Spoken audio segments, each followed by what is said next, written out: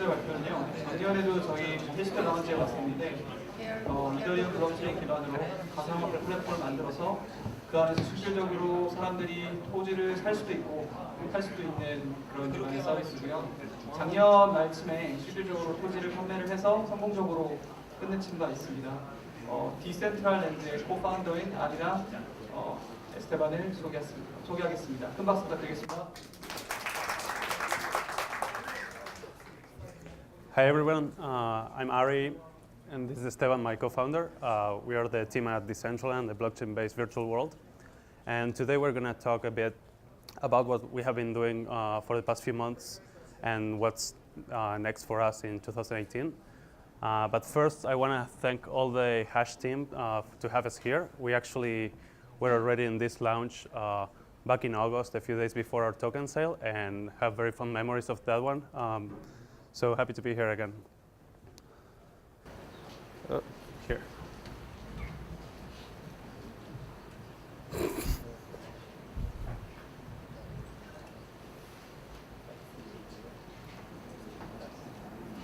I broke it.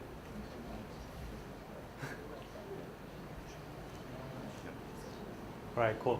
So we started to work on Decentraland because we ourselves are huge sci-fi fans. I don't know if any of you have seen movies like The Matrix or read books like Ready Player One. You may be familiar with the concept of the metaverse. The metaverse is a shared multiplayer virtual world in which humans and computer agents interact. And what all these worlds have had in common, well, first of all, these virtual worlds are very real. They represent a multi-billion-dollar market. Some examples are Second Life, World of Warcraft, Minecraft, which you probably know. And what these virtual worlds have had in common over the past 2 decades is that they have always been owned by a central entity. What this means is that a small group of people have had the ability to determine the fate of the system by themselves. Okay, so in virtual worlds, usually people spend hundreds, if not thousands of dollars on in-game items. And the fact that these items live in a centralized database means a huge counterparty risk. For instance, if the company running the servers gets hacked, or if they go out of business, as it happened last year with Altspace VR, you as a user suddenly lose all of your game assets. Also, the fact that these virtual worlds are controlled by a central entity means that they have the ability to do whatever they want. For instance, they can print unlimited currency, they can change the rules of the world, and they can even delete the users. So centralization has become such a huge issue in some of these virtual worlds that the users have already put nicknames on that. One example that I mentioned is Second Life, published by Linden Labs. And the users at Second Life call these acts where the publisher changed the rules of the world, acts of Linden. It's a little like, what's happening? Ahí va. Ahí está. No, vuelve. All right, cool. So we created Decentraland to create a virtual world that is owned by the community, and because it's decentralized, it removes all of this risk that I mentioned previously. So there are maybe 3 guiding principles for Decentraland. First of all, it is owned by its users. So Decentraland is not only an open source project, it is an open economy where all the virtual space, all the land on which the content happens, it's in the hand of the users. Also, we are creating a system in which there are not going to be any type of acts of gods. What this means is that all the items reside on Ethereum smart contracts, and as such, they're immutable, meaning nobody has the power to change them. What this also means is that any sort of world changes of policies in the game are going to be conducted through a system of decentralized governance. And lastly, unlike a lot of other virtual worlds, in Decentraland we're focusing on the economy. What this means is that by enabling people to pay and get paid in cryptocurrency, we are giving content creators the ability to monetize their content without intermediaries and without having to pay us any type of fees. Because in our business model, unlike any publisher or any app store or any other virtual world, the content creator pays absolutely no fees to us other than buying the space in which they publish the content.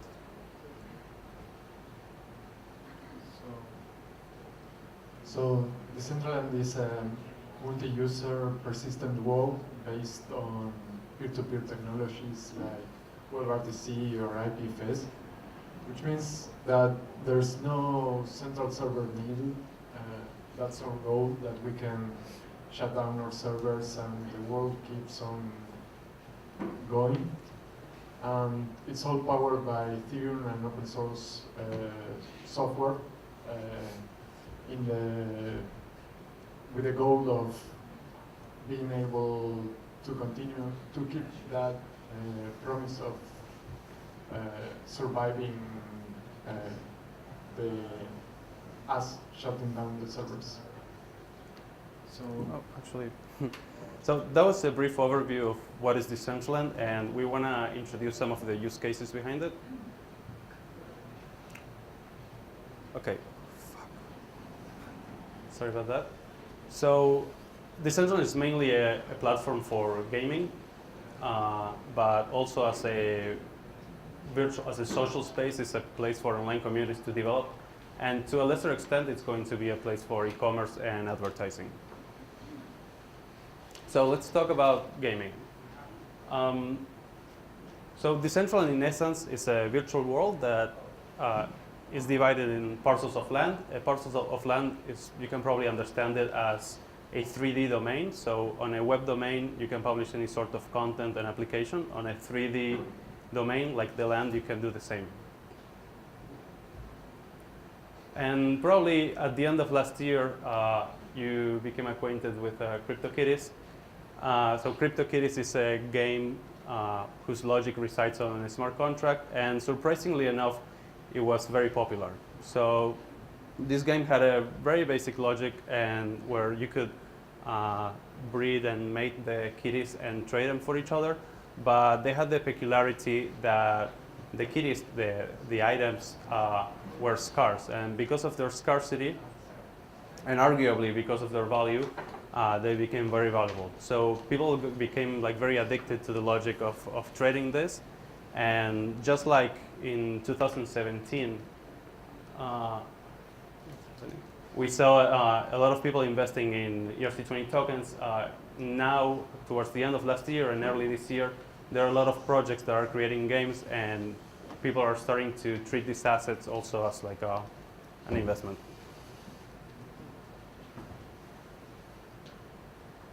So unlike ERC20 tokens, the land or the CryptoKitties or the items of any other games, they cannot be represented on an ERC20 token because they are not fungible. What this means is that each item is different to the other.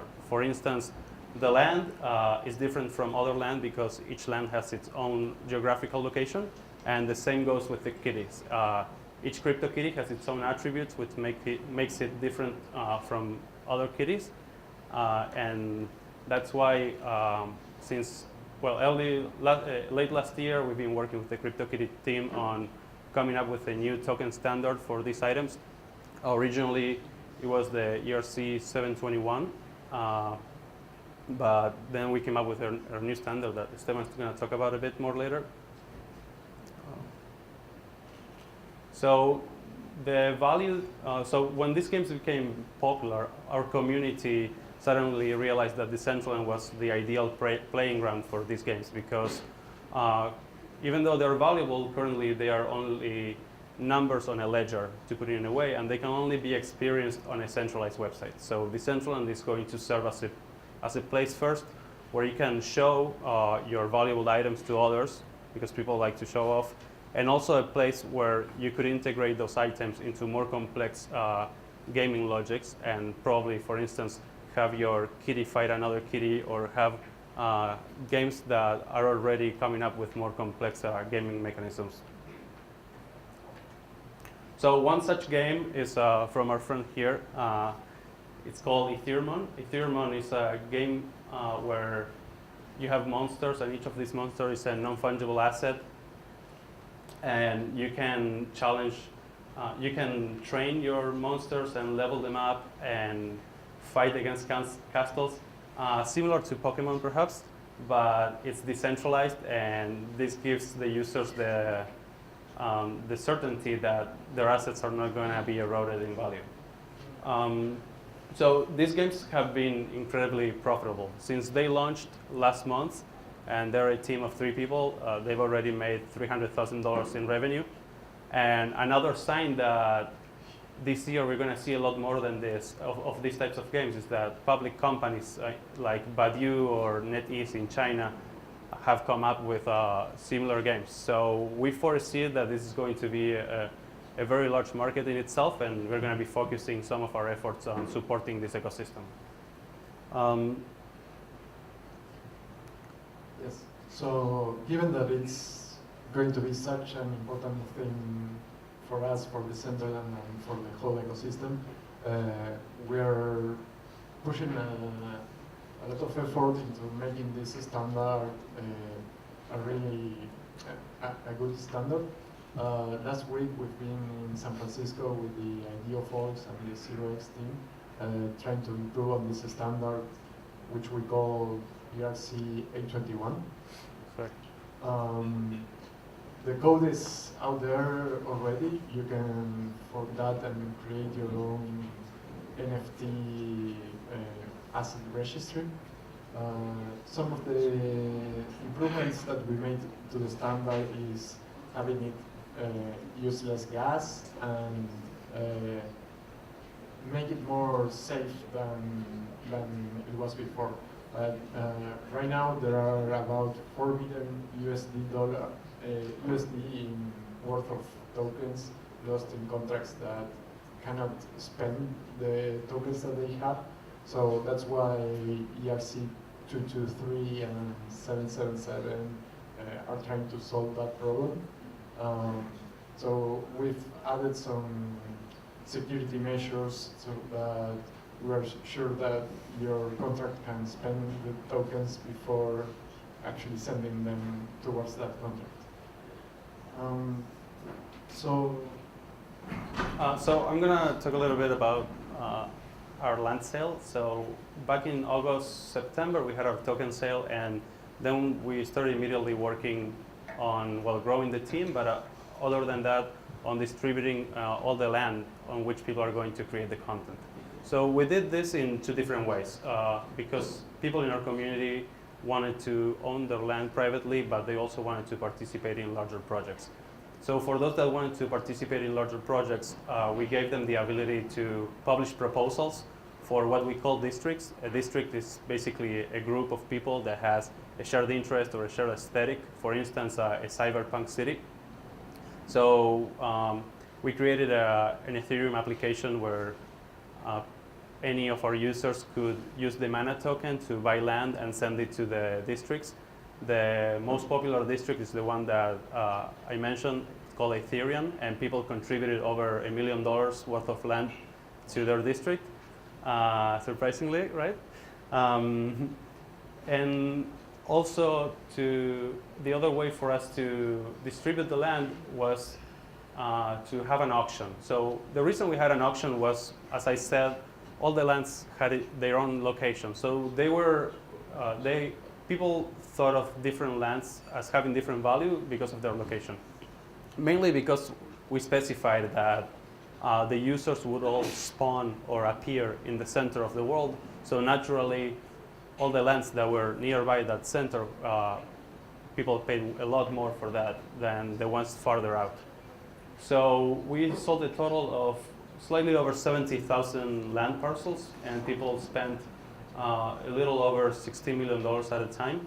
So this was not another token sale.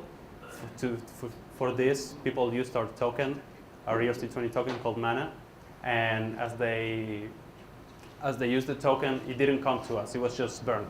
So a total of 160 million mana were burned, and that represented 15% of the circulating supply. And that was just the first sale. We're probably going to have another one in a couple or so months after we ship other products. So this is what the map would look like after the auction.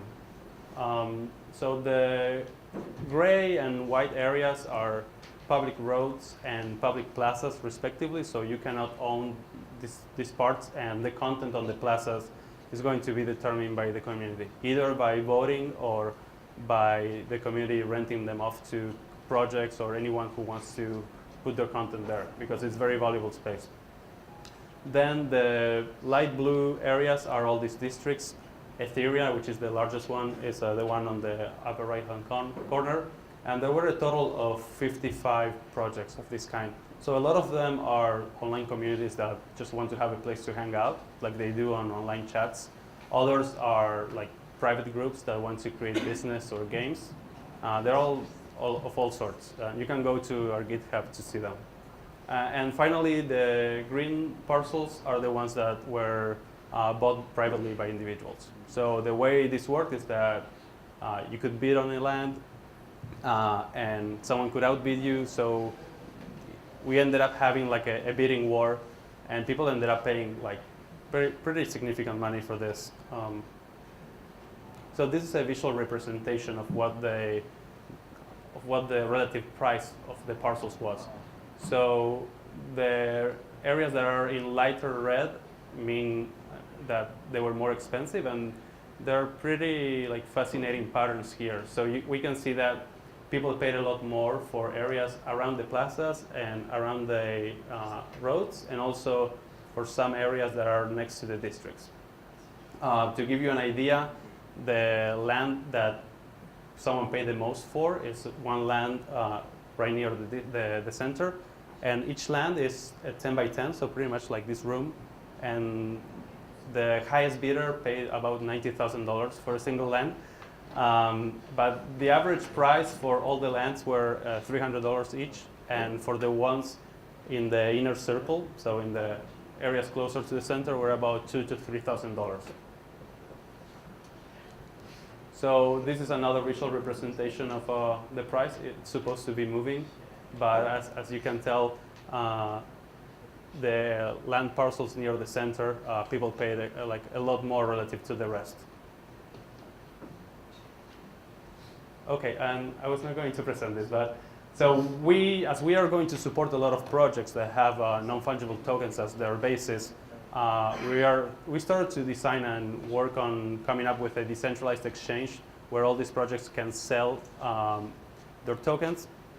So this is going to work as it's going to be decentrally curated. So it's going to be a token curated registry, basically, where there are people that have an incentive to keep the content on the marketplace good, because that will drive the value of their tokens up. Okay.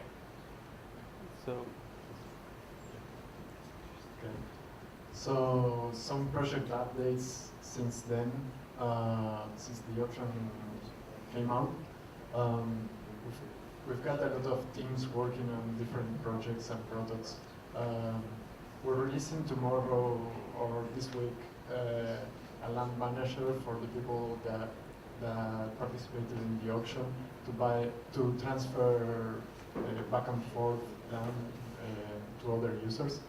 And this land manager is slightly going to become a decentralized marketplace, which is us testing the technology that Ari just mentioned. In this decentralized exchange, you're going to be able to buy and sell land directly without any counterparty risk, because it's just a smart contract, pretty much like EtherDelta or 0x. We've also have a CLI, which is the tool that developers use in order to upload content to IPFS, to link that content in the blockchain, and to manage the current status of all of that. The CLI also communicates with those servers, because up until now, we are centralizing the IPFS part a little bit. We're making sure that we provide some availability for all of the content, all of the 3D models, and all of the textures that our users are using to serve their LAN parcels. The most important aspect of the project, the client, the World Explorer, still in very early stage. We're working with some game studios and companies creating an SDK so we can make sure that they can create their experiences and have their games inside of the world. We've also had a team working on the performance of this because it's pretty heavy. We need to hit at least 60 or 90 frames per second in order to so that our users don't vomit, because that's a pretty big requirement when we are using a VR headset. We've got the team working on the VR interactions, how is it going to feel, how the world is going to feel, how transactions can take place between you and the landowner and other users, how can I send money to other users in a safe way, how am I going to show my crypto collectibles in this virtual reality world, how can I make sure that this crypto collectible is a legitimate piece of art, how do I know that the person that owns this land is also the owner of that crypto collectible. And so we are looking into different ways of having some kind of like check, like the Twitter accounts or some kind of shining around the objects. We've got a team working on content for the Terraform, on making the roads and making the plazas and all of that, making it look pretty.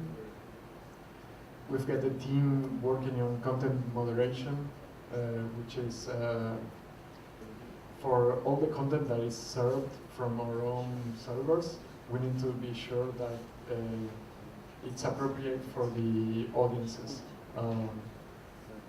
So we're taking a proactive approach and also a reactive approach to make sure that people don't see things that may offend them. Lastly, we've got a team of research working on some scalability problems. We're working on scaling out of Ethereum's speed in 3 different ways. Number one is doing things similar to what we did on the auction. The auction was an off-chain process in the sense that everybody put their mana in order to participate in the auction, but the auction was all done on our servers in a cryptographically verifiable way. And at the end, we dumped the final state back into the blockchain. So that allowed us to have all the bids and all of the different actions that the users took during the auction happen really fast, but still having the cryptographic certainty that that's an honest process. So that's the number one way in which we are trying to scale our transactions. Number two is we're starting a research group working on a plasma implementation. We've got some very early proof of concepts, but it's probably going to be a month-long, if not a year-long process. We're also talking with the other teams that are creating different plasma implementations out there.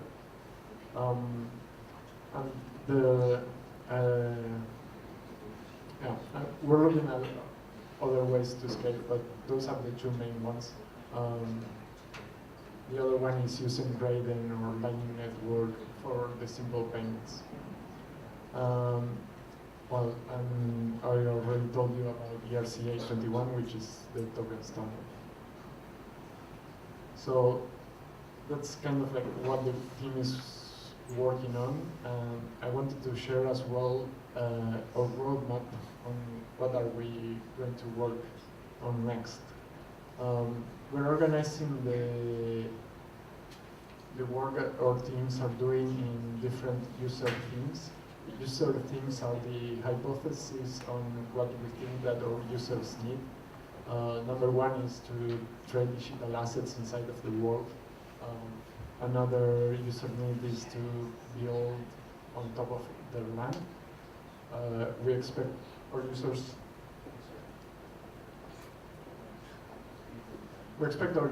to want to make money inside of Decentraland.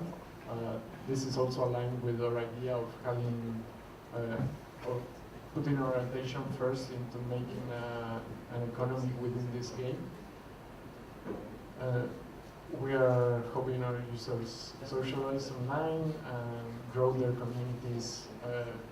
This is mostly given what we saw with the different districts. Like if there are groups of people with $1 million worth of land, I guess that they've got some pretty big plans. The last user theme is to avoid undesirable content. So right now, based on these needs, we are working on showing crypto collectibles. What I told you before about verifying the authenticity of crypto collectibles that are shown inside of the world.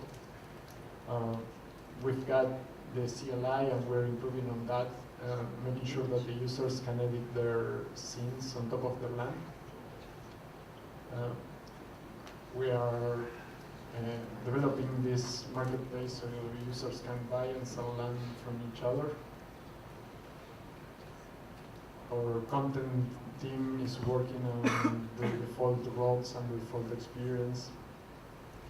And we are also coming up with a few different proof of concept games so that we make sure that the default experience is a good one.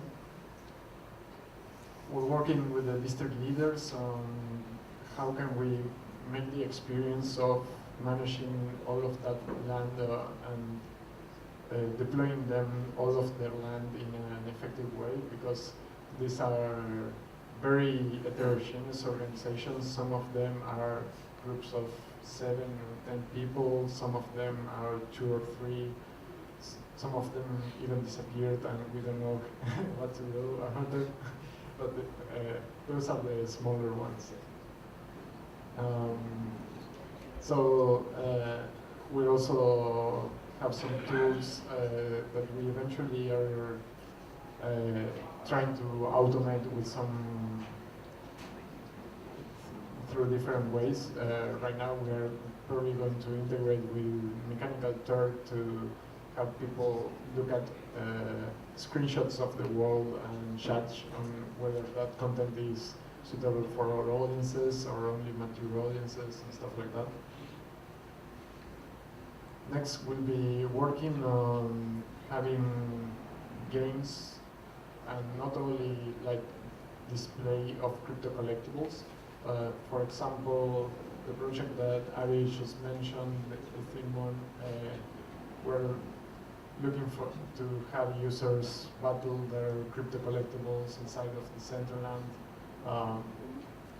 We want people to be able to develop those games. That's another one of our focus on the roadmap. We're hoping people can buy and sell these crypto collectibles inside of the virtual world, inside of the experience. We're working on we've got it almost ready, we just have to release it. We've got a governance app so that districts can vote on certain issues in a simple way, probably with tokens that are distributed to them because of having land in those districts. And better tools for these districts to organize themselves, because they've got some parts of their districts that are public places. There are some parts that they are renting. some of the guys in our community are coming up with smart contracts to rent the land to other users. So there's a lot of possibilities in that area. And in the future, we're looking towards opening up this to be a general purpose virtual world, so that you can develop any crypto application that you want inside of the world, play games, or looking into different use cases like creating big events, which require a lot, whole different level of scale. But it's something that we'll tackle on once we finish it with all the other user stories. So that's pretty much it. That's our current status and what we're looking forward in the future. Hope you like the presentation, and if you got any questions, I think that now's the moment. Thank you very much. 가벼워서 질문 있으신 분들 하셔도 될 것 같습니다. 손 드시면 제가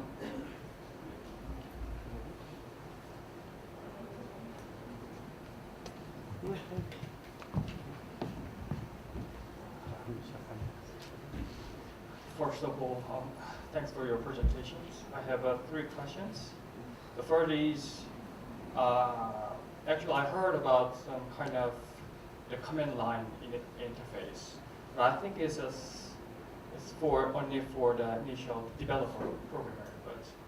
But actually we are looking for the access of the INH.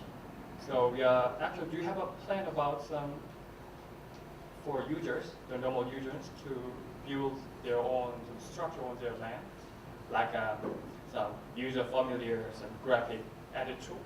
That is first. The second is, actually here in Korea we already invest many lands to the district. For example, Vega City and Adrian City.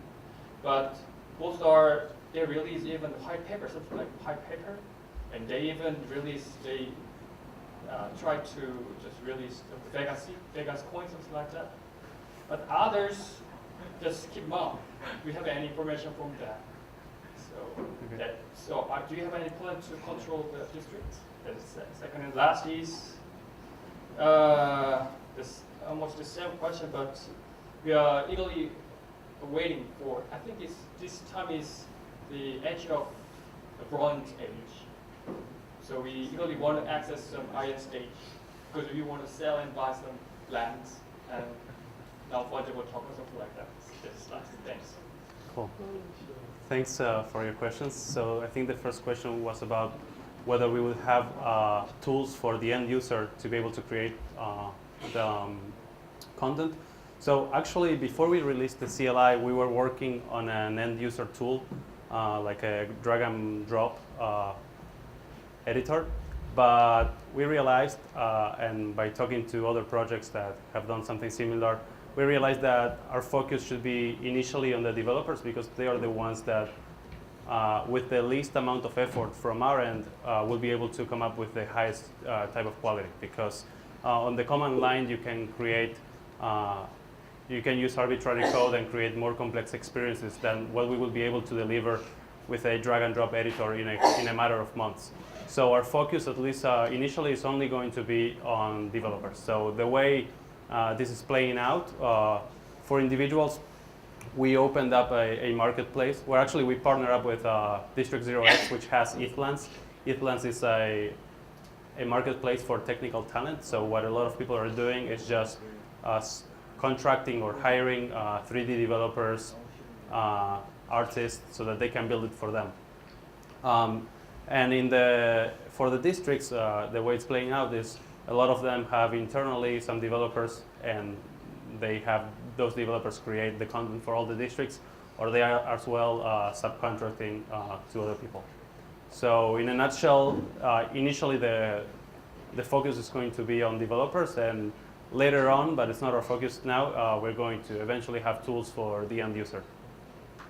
So the second question, I'm going to ask you to repeat it. So it was something about the districts.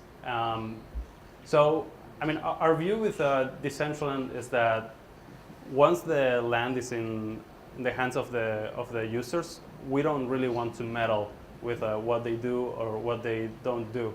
But let's say for the past maybe month, people were more focused on acquiring the land, but over the past couple of weeks, we started seeing a lot of the projects come up with public proposals of what exactly they're going to do on the land, how they're going to get there, how to budget for it.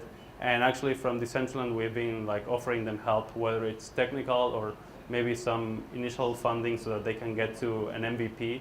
But the idea for us is that they will be able to be on their own. Like we want to help them get started, of course, and we're going to put effort on that, but we're not going to be moderating what the users do. And the third question, could you repeat it for me, please?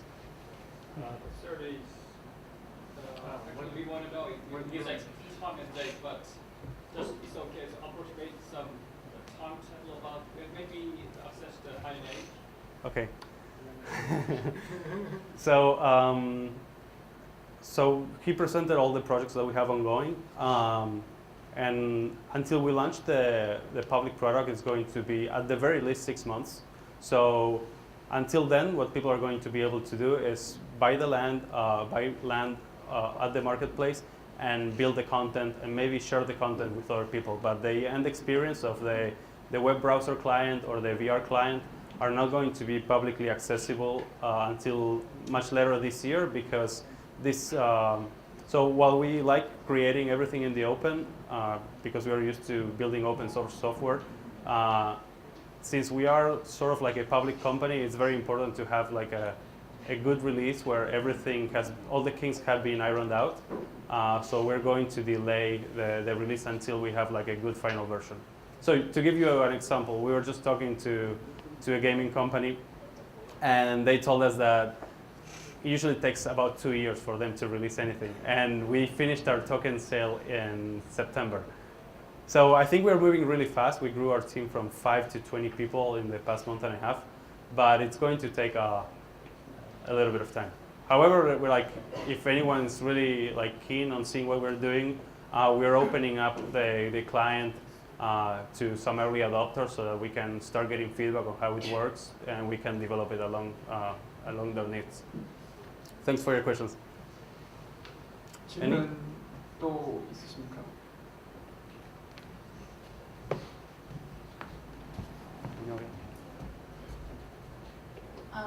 Well, first of all, thank you for being here in Korea.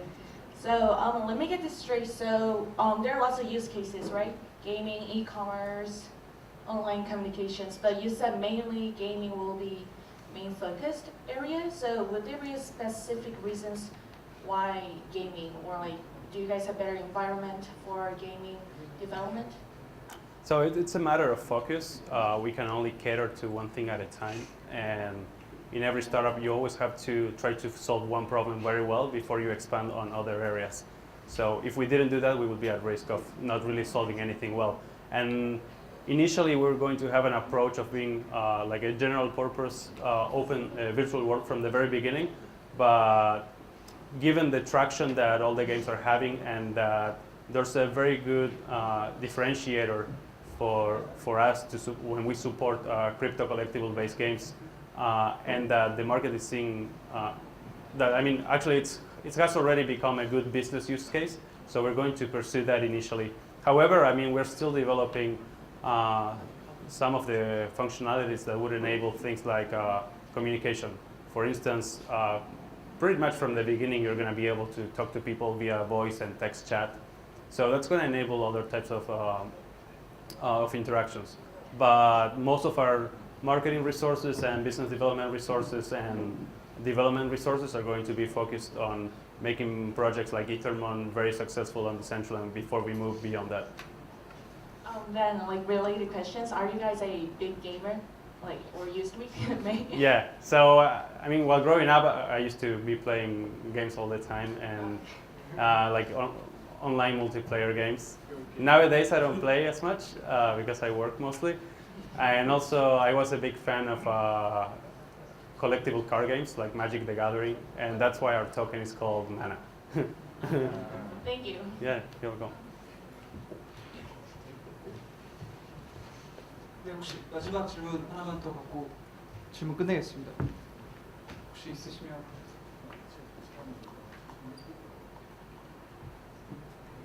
네, 그러면 질문 여기서 마치도록 하고요. 저희 다음 거 들어가기 전까지 5분간 쉴 시간 갖도록 하겠습니다. 다시 한번 큰 박수 부탁드리겠습니다. Thank you very much. Thank you.